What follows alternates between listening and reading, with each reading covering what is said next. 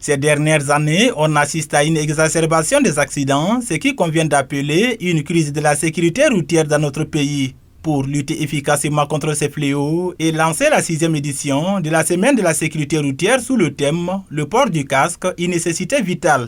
La problématique de la sécurité routière est aujourd'hui plus que jamais une préoccupation majeure du gouvernement burkinabé. L'insécurité routière a un coût énorme pour nos pays, un coût humain, un coût social, un coût économique, d'autant plus que la frange la plus touchée par l'insécurité routière, c'est la jeunesse.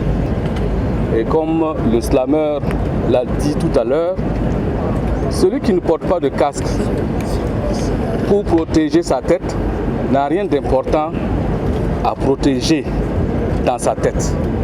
Ça, c'est un message extrêmement important qu'il faut diffuser partout. Et je voudrais donc dire que le gouvernement est dans la dynamique d'abord de la pédagogie. C'est vrai qu'il y a les textes réglementaires, mais nous sommes donc dans cette dynamique de pédagogie pour amener les jeunes surtout à porter le casque. Face à cette situation dramatique qui appelle à une prise de conscience individuelle et collective, il faut résolument travailler à apporter des solutions urgentes afin de résoudre cette crise de sécurité routière ou de réduire son ampleur. Alors, on nous a rappelé effectivement des échecs que nous avions connus par le passé, en 78 plus précisément, mais aussi en 2000. Mais nous pensons qu'aujourd'hui, le contexte a changé et que la sensibilisation étant, comme l'a rappelé son Excellence, nous allons beaucoup plus faire dans la pédagogie. Il ne s'agit pas donc d'imposer systématiquement le port du casque. C'est une stratégie qui va être élaborée de façon consensuelle.